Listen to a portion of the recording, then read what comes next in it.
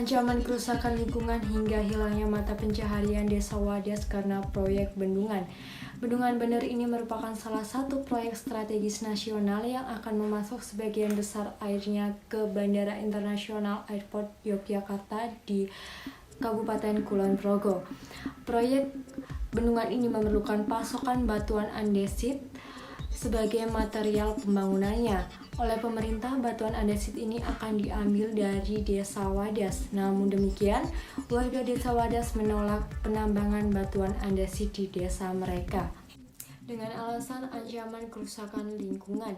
Dikutip dari laman resmi Wahana Lingkungan Hidup Indonesia, proyek tambang di Desa Wadas ini merupakan tambang quarry atau penambangan terbuka dalam kurung dikeruk tanpa sisa yang rencananya berjalan selama 3 bulan. Jika hal itu terjadi, maka akan menghilangkan bentang alam dan tidak ada bedanya dengan memaksa warga untuk hidup dengan kerusakan ekosistem. Selain itu juga menghilangkan mata pencaharian warga yang sebagian besar penghasilannya berkat pertanian dan perkebunan. Seharusnya pemerintah tetap mempertimbangkan risiko dan dampak yang akan terjadi pada lingkungan, karena lingkungan yang sudah rusak tidak akan bisa kembali seperti semula. Selain itu, pemerintah harus mempertimbangkan peralihan ekonomi di masyarakat setempat yang sebagian besar pendapatan mereka dihasilkan dari pertanian dan perkebunan. Dan ketika mereka kehilangan lahannya, mereka harus bekerja sebagai apa? Selain itu, pemerintah harus tetap musyawarah dengan warga atas hak tanah yang mereka punya agar tidak terjadi konflik yang mengakibatkan perpecahan persaudaraan, karena Indonesia harus tetap satu dan utuh. Razia pernak-pernik Natal yang dilakukan Ormas menggunakan alat pengeras suara. Puluhan orang yang mengaku anggota Front Pembela Islam atau FPI mendatangi sedikitnya 7 pusat perbelanjaan di kota Surabaya.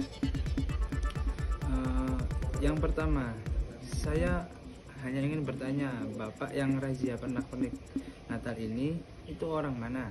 Yang kedua, Islam yang Bapak anut itu adalah Islam yang kearab-araban atau Islam yang Nusantara, yang mempunyai toleransi terhadap segala keberagaman Nusantara yang sangat melimpah dari sisi ras, suku, budaya, dan bahkan juga agama. Dan yang ketiga, tujuan Anda melakukan hal tersebut itu apa? Menurut saya dan sepenglihatan saya, sepertinya orang-orang yang melakukan razia itu adalah orang-orang Nusantara, dan menurut pengakuan beliau, mereka ini berasal dari organisasi masyarakat FPI. Dan menurut pengakuan mereka, setelah ditertibkan, mereka hanya melakukan sosialisasi atas diterbitkannya fatwa MUI tentang dilarangnya seorang yang beragama Islam menggunakan hiasan atau pernak-pernik Natal. Tapi apakah sosialisasi fatwa MUI tersebut harus merazia segala sesuatu yang berhubungan dengan Natal dan dengan pemaksaan? Dan apakah orang yang namanya sosialisasi itu harus gatal-gutuk sampai menimbulkan rasa takut bagi pemeluk agama lain? Dalam hal yang diklaim sebagai sosialisasi, pihak MUI menolak secara tegas atas pemaksaan yang telah dilakukan FPI dalam perkara ini. Bukan hanya MUI saja, namun Kapolri juga menyatakan bahwa fatwa MUI yang tidak mengikat itu bukanlah hukum positif yang berlaku di negara ini. Dan menurut saya, jika memang aksi itu murni pengaplikasian fatwa yang dikeluarkan MUI, ada cara lain yang lebih elegan daripada harus merazia peralatan Natal, yaitu dengan menyadarkan umat beragama Islam bahwa seorang muslim tidak diperbolehkan memakai baju atau merayakan Natal, dan mencoba berdiskusi dengan pimpinan mall atau perusahaan agar tidak memaksa karyawannya yang muslim untuk mengenakan atribut perayaan Natal. Dan menurut saya kuncinya itu adalah di komunikasi yang baik. Jangan sampai ada kontraproduktif karena jika terjadi kontraproduktif akan timbul ketersinggungan antar umat beragama dan pemeluk golongan dan membentuk golongan-golongan sendiri yang akan menghilangkan keharmonisan dalam keberagaman di negara yang indah ini. Tak dapat dipungkiri, kesamaan etnik yang berbuntut pada miripnya budaya dan adat di negara-negara Asia Tenggara berhubungan dengan kisah perjalanan nenek moyang Indonesia. Mereka bermigrasi ke negara-negara sekitar Indonesia secara ratusan tahun lalu.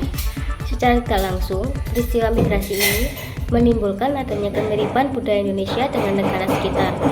Nyatanya, kesamaan budaya ini justru dapat dinilai buruk oleh sebagian masyarakat dan memicu konflik lantaran perbedaan interpretasi asal-usul kebudayaan tersebut. Misalnya pada kasus sengketa klaim warisan budaya oleh Malaysia dan Butuju silam. Saat itu, Malaysia mengakui tari zapin, rendang, gamelan, reok, dan cendol sebagai budaya. Berbagai cibiran seperti ganyang Malaysia dan Malaysia menggambarkan reaksi keras dari masyarakat Indonesia kala itu. Hingga puncaknya pada 2009, aksi protes berupa sweeping terhadap warga negara Malaysia dilakukan. Melihat dampaknya, konflik isu warisan budaya ini cukup mengkhawatirkan. Mengutip pakar sejarah Linda Winarti dan penelitiannya pada 2014 lalu, konflik warisan budaya yang dibiarkan berlarut dibarengi meningkatnya sensitivitas masyarakat Indonesia terhadap Malaysia mengancam stabilitas kedua negara. Menyikapi isu warisan budaya Indonesia, menurut saya sikap yang tepat adalah menerima dan menyadari bahwa beberapa kebudayaan Indonesia dan Malaysia cukup mirip. Mengutip penutur dosen pendidikan sejarah Universitas Negeri Surabaya, Riyadi dalam kumparan, bukanlah sebuah kesalahan apabila Malaysia mengklaim budaya yang mirip dengan Indonesia, lantaran kedua negara ini berada dalam satu rumpun yang sama. Selanjutnya, penting bagi masyarakat Indonesia untuk memahami bahwa pemetaan budaya memerlukan waktu yang cukup lama serta keseriusan antar negara yang bersinggungan. Oleh karena itu, perlu adanya keikhlasan dari masyarakat Indonesia untuk menunggu konfirmasi tersebut. Dan solusinya, menurut saya, di satu sisi, masyarakat Indonesia juga perlu meminimalkan pandangan negatif terhadap kesamaan budaya Indonesia dengan Malaysia ataupun dengan negara yang lain. Melihat kesamaan budaya sebagai alat untuk membangun hubungan yang lebih baik antar negara, masyarakat akan jauh lebih baik. Terjadinya perang antara suku Madura dan suku Kalimantan. Perang ini terjadi pada tanggal 18 Februari 2001. Sepanjang tahun itu, perang ini terjadi. Tragedi perang antar suku atau etnis yang terjadi di Pulau Kalimantan itu dipicu dari perseteruan antar suku Dayak dan Madura, dipandang menjadi perang terbesar di Madura. Pasalnya, perang itu menewaskan kurang lebih 500 orang. Perang ini bermula karena kecemburuan sosial dari berbagai aspek, salah satunya aspek ekonomi. Warga Madura menguasai mata pencarian di daerah tersebut. Selain itu, aspek sosial budaya turut berpengaruh. Pasalnya, warga Madura kerap membawa budaya asli mereka saat berinteraksi dengan penduduk lokal. Penyelesaian konflik tersebut yaitu dengan yang pertama, pemerintah memfasilitasi pertemuan kedua belah pihak. Dengan saling bertemu, maka keduanya akan saling berbagi aspirasi mereka. Nah, yang kedua yaitu sebaiknya sebagai penduduk pendatang di pulau tersebut, warga Madura menghargai budaya asli daerah tersebut, dan sebagai pendatang sebaiknya untuk saling bekerja sama tanpa merugikan pihak yang lain dan menjunjung tinggi nilai kebinekaan.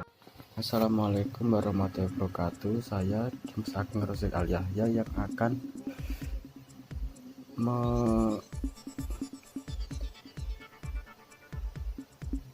memberi ulasan tentang kebinekaan ras yang berkonflik pada Yahukimu yang ada di Papua.